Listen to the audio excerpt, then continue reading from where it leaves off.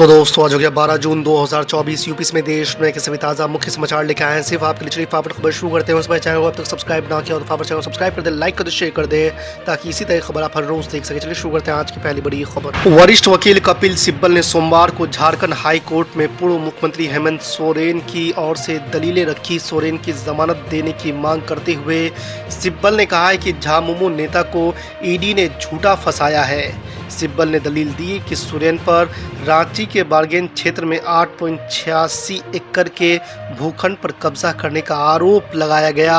यह कृत्य money laundering निवारण अधिनियम के तहत अपराध नहीं बनता है, जिसके लिए सोरेन को हिरासत में लिया गया है। सोमवार को पूर्णिया के फर्नीचर कारोबारी द्वारा 1 करोड़ की रंगदारी मांगे जाने का आरोप लगाते हुए सांसद पप्पू यादव के खिलाफ पूर्णिया में थाने में एफआईआर दर्ज कराया गया। जी आपको बता दें कि पूर्णिया के सांसद राजेश रंजन उर्फ पप्पू यादव ने कहा कि मेरे खिलाफ गहरी राजनीतिक साजिश की जा रही है। बढ़ती राजनीतिक ताकत से कुछ लोग परेशान हैं, इसलिए रंगदारी का झूठा आरोप लगाकर एफआईआर दर्ज कराया गया। इस मामले में सुप्रीम कोर्ट की देखरेख में जांच कराई जाए और सच्चाई सामने लाई जाए। उन्होंने कहा है कि जो भी मामले में दोषी निकले उसे फांसी दे दिया जाए। केंद्र में नरेंद्र मोदी नेतृत्व में एनडीए की नई सरकार बन गई। रविवार को पीएम मोदी समेत 72 मंत्रियों ने राष्ट्रपति भवन में आयोजित भव्य समारोह में शपथ लिया और एक के बाद एक मंत्री अपने अपने मंत्रालय का कार्यभार भी संभाल रहे हैं। बिहार से इस बार 8 सांसदों को मंत्री बनाया गया है, लेकिन मोदी के मंत्री परिषद में एक भी मुस्लिम चेहरे को शामिल नहीं किया गया। राजद नेता तेजस्वी यादव ने तंज कसा है। उन्होंने कहा है कि इन लोगों को उन लोगों से नफरत तो है। उन्होंने कहा कि नीतीश कुमार किंग मेकर की भूमिका में है तो बिहार के लोग बहुत कुछ करवा सकते हैं। समाजवादी पार्टी के प्रमुख अखिलेश यादव यूपी के कुछ जिला अधिकारियों से बेहद नाराज है। लोकसभा चुनाव में इन सीटों पर मिली हार को लेकर अखिलेश यादव ने यहां तक कहा है कि जिन जिला अधिकारियों ने हराया है उन्हें भूलेंगे नहीं।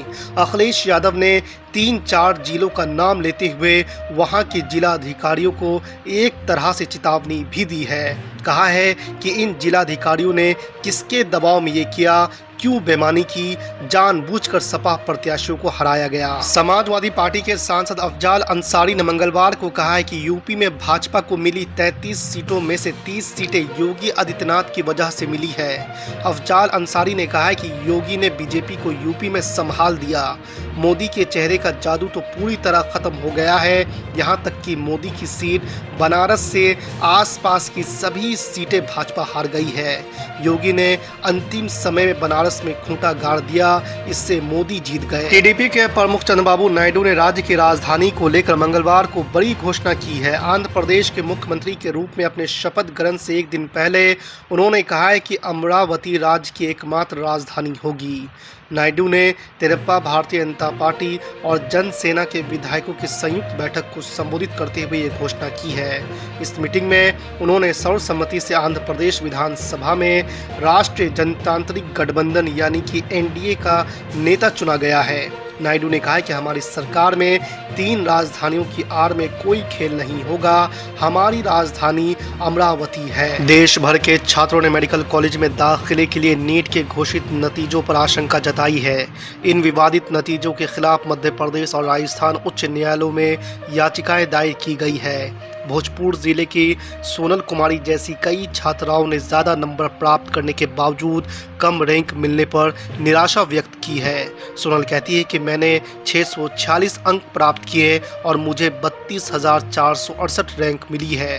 पिछले साल भी इतना ही अंकों के साथ मेरी रैंक 8,055 थी। ये कैसे संभव है? मणिपुर के हालात पर राष्ट्रीय स्वयंसेवक संघ के प्रमुख मोहन भागवत के दिए बयान पर वरिष्ठ कांग्रेसी नेता दिग्विजय सिंह की प्रतिक्रिया सामने आई है। उन्होंने पीएम मोदी पर निशाना साधते हुए कहा कि भागवत को इस बारे में प्रधानमंत्री को भी समझाना चाहिए। उन्होंने कहा है कि भागवत द्वारा मणिपुर के बारे में मोदी को भी ज्ञान देना चाहिए, क्योंकि राज्य में जातीय हिंसा की शुरुआत के बाद से अब तक प्रधानमंत्री ने वहां का दौरा नहीं किया है। आम आदमी पार्टी ने सत्ताधारी एनडीए गठबंधन के सहयोगी दलों टीडीपी और जेडीयू से ये सुनिश्चित करने को कहा है कि लोकसभा स्पीकर का पद उनमें से किसी एक पार्टी के पास रहे। है। भाजपा का स्पीकर होने पर 3 तरह के खतरों की आशंका जाहिर करते हुए आपने कहा कि टीडीपी या जेडीयू का स्पीकर होने में न सिर्फ उनकी भलाई है बल्कि यह संविधान और लोकतंत्र के हक में होगा।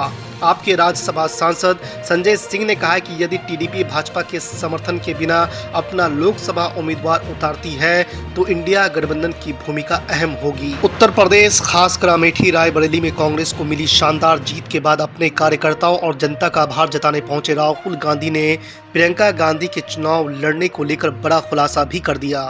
राहुल गांधी ने कहा कि अगर प्रियंका गांधी वाराणसी से चुनाव लड़ जाती तो आज प्रधानमंत्री नरेंद्र मोदी 2 से 3 लाख वोटों से हार जाते।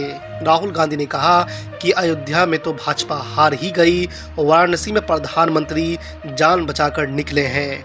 राहुल गांधी ने कहा है कि ये बात अहंकार में नहीं कह रहा हूं, बल्कि हिंदुस्तान की जनता ने प्रधानमंत्री को मैसेज दिया है कि हम आपकी नफरत के खिलाफ है, हम मोहब्बत चाहते हैं, ऐसा राहुल गांधी ने कहा है। अब की बार 400 पार के नारे से हुआ भारी नुकसान, सीएम एकनाथ शिंदे ने बताया चुनाव में कैसे पिछड़ा एनडीए गठबंधन। जी आपको बता दें कि महाराष्ट्र के मुख्यमंत्री एकनाथ शिंदे ने मंगलवार को कहा है कि हालिया लोकसभा चुनाव में 400 पार के नारे से एनडीए गठबंधन को भारी नुकसान उठाना पड़ा है। उन्होंने कहा है कि इस नारे के जोर पकड़ने से संविधान बदलने और आरक्षण हटाने को लेकर लोगों में आशंका घर करने लगी थी। मौका एमआईएम बिहार के लिए बड़ी खुशी का है कि इलेक्शन में हमारे 8 उम्मीदवार थे, गर्चे हम जीत नहीं सके, लेकिन एक बड़ी बात यह है कि हम इलेक्शन हारे हैं और हौसले हमारे लोग नहीं हारे। हमारा हर उम्मीदवार और तमाम तर कैंडिडेट और कारकुन और सभी लोगों के हौसले बुलंद हैं कि हमें पार्लियामेंट्री इलेक्शन में भले ही शिकस्त हो गई हो, आने वाले दिनों में हम कोशिश करेंगे और आज से ही हमारी असेंबली की तैयारी शुरू हो। इस मौके से मुबारकबाद देना चाहते हैं जनाब राणा रंजीत साहब को, जो हमारे शिवहर के पार्लियामेंट्री उम्मीदवार थे और इन्होंने बड़ी मेहनत की, बड़े कायदे से इलेक्शन लड़ा। पार्टी ने इनकी कारकर्दगी को देखकर और इनके हौसले को देखकर पार्टी ने अभी स्टेट लेवल का सेक्रेटरी को मुंतखब किया है और तिरहुत का संगठन प्रभारी भी इनको बनाया है। हम उम्मीद करते हैं कि तिरहुत में तो अपने संगठन को वो मजबूत करेंगे ही, साथ ही पूरे बिहार में भी युवाओं को जोड़ने में इनका बड़ा अहम रोल होगा और अनकरीब पार्टी तमाम तर जो उम्मीदवार हमारे रहे हैं उनको लेकर बैठेंगे, हम लोग समीक्षा करेंगे और पार्टी के तमाम तर उम्मीदवार जो रहे हैं उनसे गुजारिश की जाती है और उनको निर्देश दिया जाता है कि वो ब्लॉक लेवल पर जाकर समीक्षा करें कि हमारी कमी और कमजोरी क्या रह गई है। ये बात तो सच है कि माइनॉरिटी के लोगों ने मोदी जी के चेहरे को देखकर अपना फैसला कुछ बदला है, और नहीं तो इनके वोट तो एक महात्रिपुणीय लड़ाई पूरे बिहार में देखी जा रही थी कि शिवहर में त्रिपुणीय लड़ाई हो रही है और बड़ी मजबूती से लड़ रहे थे। बहरहाल आज हम इनको मुबारकबाद देते हैं। हमारे पार्टी के जनरल सेक्रेटरी जनाब आफ्ताब अहमद साहब भी मौजूद हैं यहाँ पर, पार्टी के यूथ प्रेसिडेंट जनाब आदिल हसन एडवोकेट भी यहाँ पर मौजूद हैं और वहाँ चंपारण के हमारे डिस्ट्रिक्ट प्रेसिडेंट जनाब नसीम साहब, जिन्होंने इलेक्शन में बड़ी जिम्मेदारी के साथ अपना फर्ज निभाया है, वो भी मौजूद हैं। हम एक बार फिर पार्टी की जानिब से ये जिम्मेदारी देते हुए मुबारकबाद देते हैं और उम्मीद करते हैं कि हमारी उम्मीदों से भी बेहतर फरीजे को अंजाम देंगे राणा रंजीत साहब। हम इनके रोशन मुस्तकबिल के लिए, उज्ज्वल भविष्य के लिए दुआगो भी हैं और हर कदम साथ चलने के लिए पार्टी तैयार है।